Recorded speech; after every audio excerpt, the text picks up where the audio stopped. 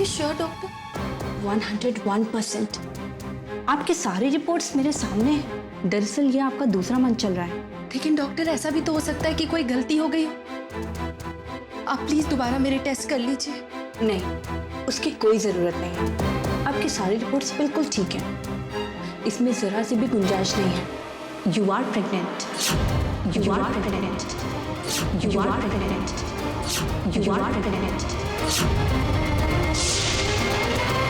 क्या बात है? आप अपनी प्रेगनेंसी की रिपोर्ट सुनकर खुश नहीं हैं?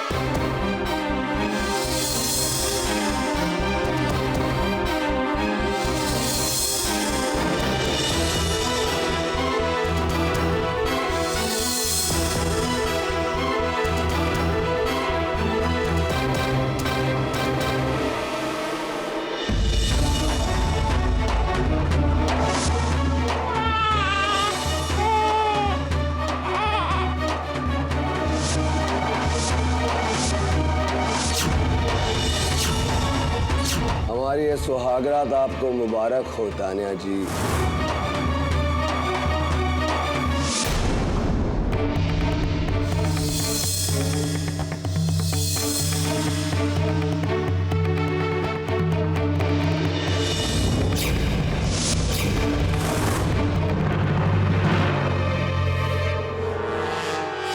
आप गिर जाती तो? आपकी तबीयत ठीक नहीं है क्या?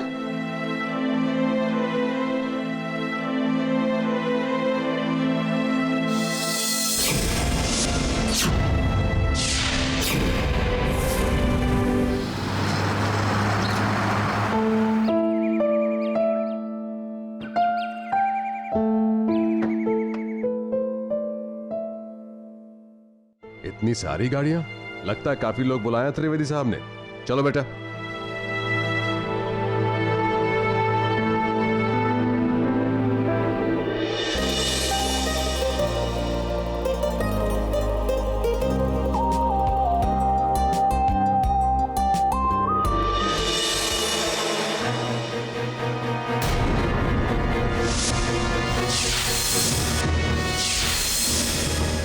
Excuse me.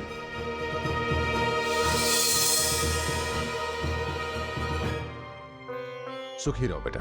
जीता रहे बेटा। नमस्कार। नमस्कार। आप सबका मेरे गरीब खाने में स्वागत। त्रिवेदी साहब, आपने तो कहा था कि आप सिर्फ अपने कुछ दोस्तों को और कुछ रिलेटिव्स को बुलाओगे। अरे कोहली जी, ये छोटी सी प्राइवेट पार्टी तो है। इसमें देखिए ना, सब करीबी रिश्तेदार और नजदीकी मित्र हैं। शादी तो इससे भी बड़े पैमाने पर होगी और भी सैकड़ों लोग शामिल होंगे उसमें। सचमुच डैड, इतने लोगों को बुलाने की क्या जरूरत थी? बस हमारी और सुजाता की फैमिली। बच्चों जैसी बातें मत करो बेटा। इन सब लोगोों को निमंत्रण देने की जरूरत है? ये सब लोग अपने ही तो हैं। They are family. देखिए मिस्टर कोहली, असल में ये सब यज्ञ और पूजा का हिस्सा ही है, जो हमारे बच्चों की विघ्न रहित शादी के लिए अति आवश्यक है। देखिए, अगर आप नहीं चाहते और आपको ये सब आडंबर लगता है तो ठीक है, मैं हाथ जोड़कर इन लोगों से माफी मांग लेता हूँ और वापस जाने के लिए कह देता हूँ।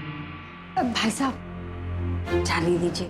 मेहमान तो भगवान का रूप होता है। अब आ गए हैं तो जाने दीजिए। सब कुछ शांति से कर लेते हैं। चल बेटा।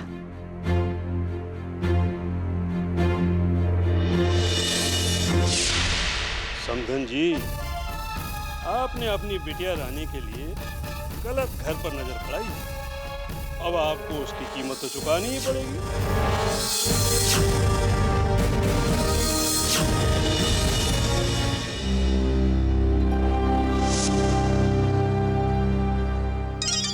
नमस्कार त्रिवेदी जी। नाटक शुरू हो चुका है और चीफ गेस्ट का अभी तक कोई पता नहीं। जल्दी कीजिए नुपुर जी, वरना एक बेहद रोमांचक दृश्य देखने से वंचित रह जाएंगी आप। अरे नहीं नहीं त्रिवेदी जी, मैं अभी निकल रही हूँ। ये ड्रामा तो मैं शुरू से देखना चाहती हूँ। राज बेटा, कुलभूषण जी और उनका परिवार त्रिवेदी जी के घर पहुंच गए हैं। हमें भी चलना चाहिए। अगर हमें देर हो जाएगी तो शायद त्रिवेदी जी बुरा मान जाएंगे। अरे जरा देखो, राजदीप और तृष्णा तैयार है कि नहीं? अरे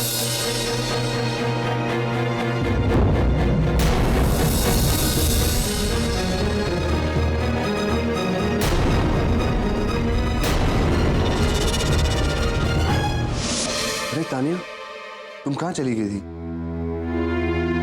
मुझे तो लगा तुम सुजाता के यज्ञ पे जल्दी चली गई हो।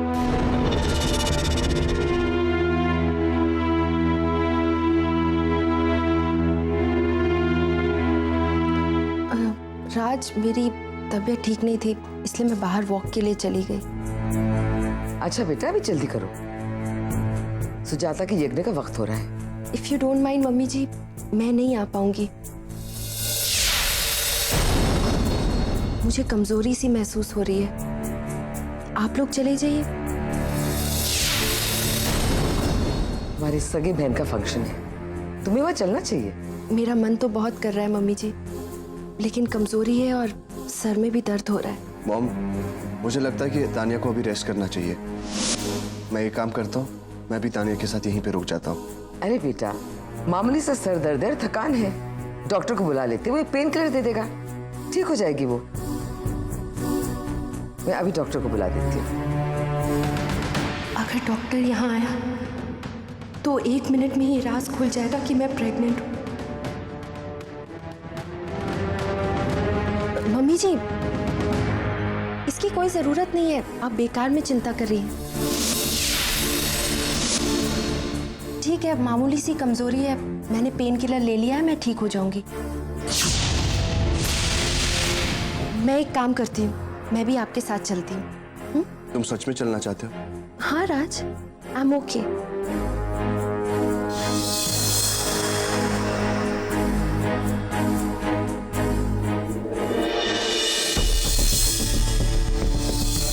आज सुबह से ही तानिया कुछ अजीब सी बिहेव कर रही है। कुछ तो बात है, फंक्शन से लौटकर बात करूंगा। यजमान, शुभ घड़ी आ गई है, कन्या को शीघ्र बुलाइए। आओ मंशा, जाओ।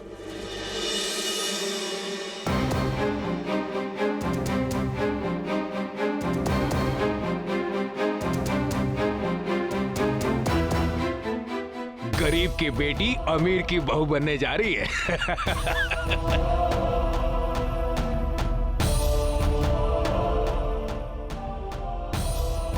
मम्मी, मुझे कुछ अजीब सा लग रहा है, एक वियर्ड सी फीलिंग है। चुप रह बेटा, जिस बारे में तुम्हें कुछ नहीं पता उस बारे में बोलने की जरूरत नहीं, चुपचाप रहो।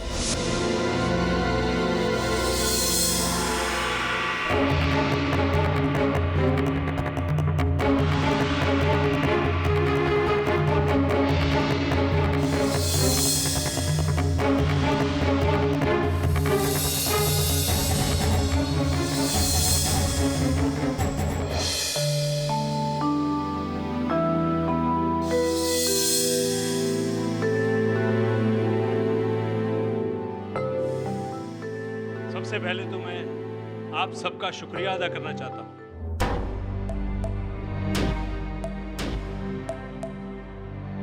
कि आप सब ने यहां तक आने की जहमत उठाई।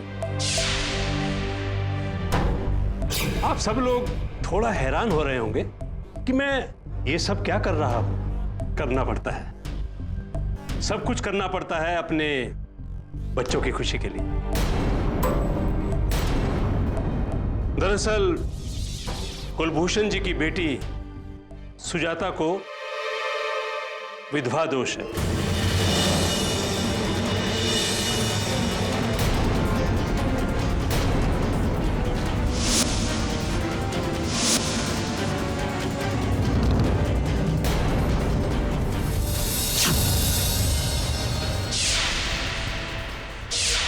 अब उस दोष से मुक्ति पाने के लिए ये सब कुछ जरूरी है, वरना मेरे बेटे की जान को खतरा हो सकता है।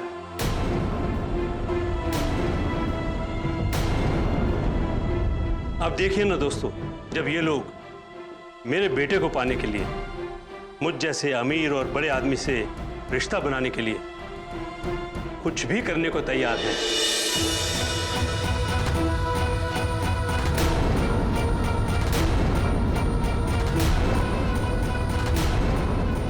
तो मुझे तो सहमति देनी होगी ना।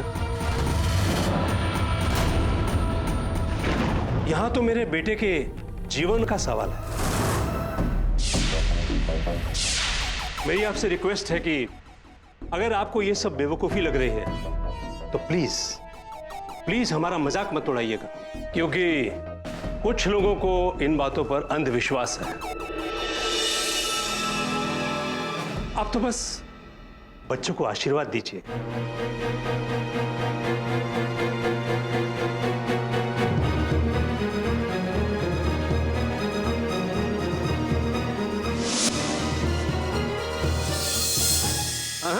अरे बेटा, अभी सुजाता की शादी इस पेड़ के साथ होगी।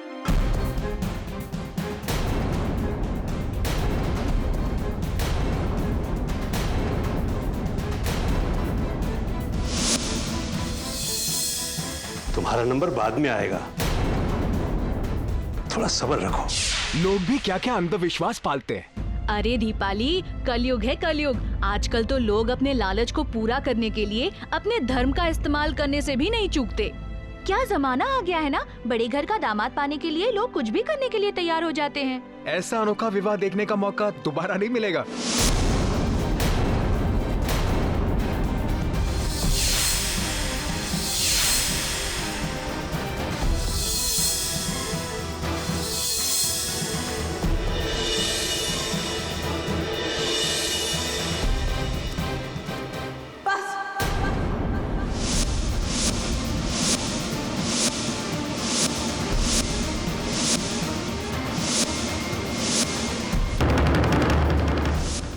बहुत हो गया।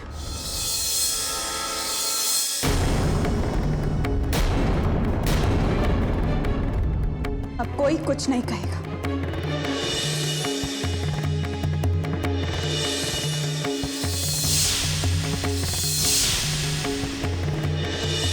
तमाशा नहीं हो रहा है।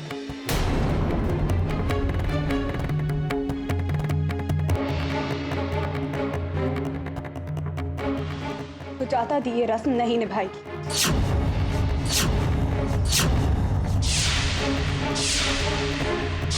आप लोगों को हमारा जितना मजाक उड़ाना था आप उड़ा चुके, हमें जितना नीचा दिखाना था दिखा चुके।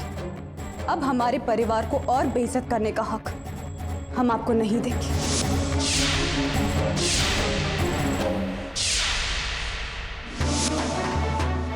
दी, आप ये रस्म नहीं निभाएंगी।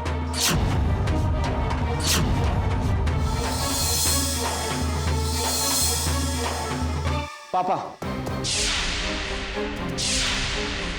ये सब कुछ रिडिक्युलस है। पूजा यज्ञ का ये कौन सा तरीका है? बेटा ऐसा नहीं कहते, हम भी सब जानते हैं, मगर क्या करें बेटा, सुजाता की खुशी की वजह से चुप है। माँ, मैं अपना अपमान नहीं सहूंगी और ना ही सुजाता दी का अपमान होने दूंगी। आप चलिए मेरे साथ।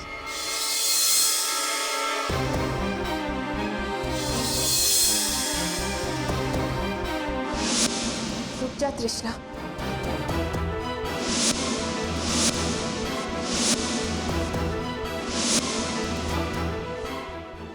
अगर तुम किसी से सच्चा प्यार करो तो उसके लिए ये सब कई बार सहना पड़ता है।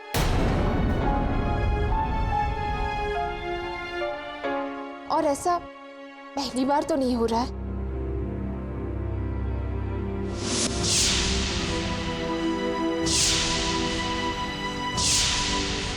इसलिए जो हो रहा है उसे होने दे। मैंने राघव से सच्चा प्यार किया है। मैं राघव के लिए, उसके प्यार के लिए सब सहूंगी।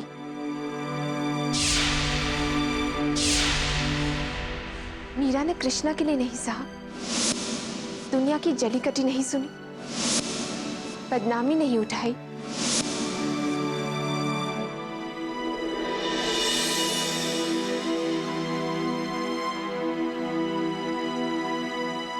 इसलिए तू प्लीज शांत हो जा और जो हो रहा है ना उसे होने दे। तेरी ये बहन बिल्कुल ठीक है, तू मेरी फिक्र मत कर।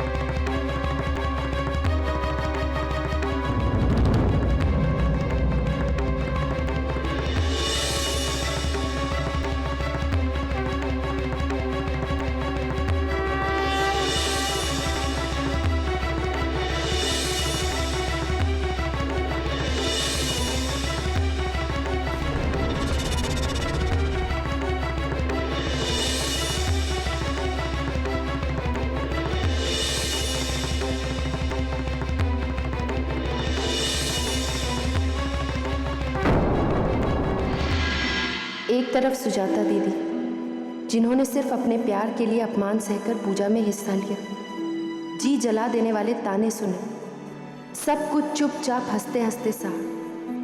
और दूसरी तरफ मैं हूँ। मैंने राज के लिए किया क्या है? उस राज के लिए जिन्होंने मेरे लिए अपना पूरा जीवन दांव पर लगा दिया। राज ने मुश्किल से मुश्किल वक्त में मेरा साथ दिया, मेरी छोटी से छोटी ज़रूरत का ख्याल रखा, और बदले में मैंने सिवाय दुख के उन्हें दिया क्या है? मेरी वजह से ही उनसे उनका प्यार छिन गया, और इतने जख्म देने के बाद मैं उन्हें एक और जख्म देने जा रही हूँ। जिंदगी भर के लिए उनका सर झुक जाएगा। कितनी बदनामी होगी उनकी। क्या करूँ मैं?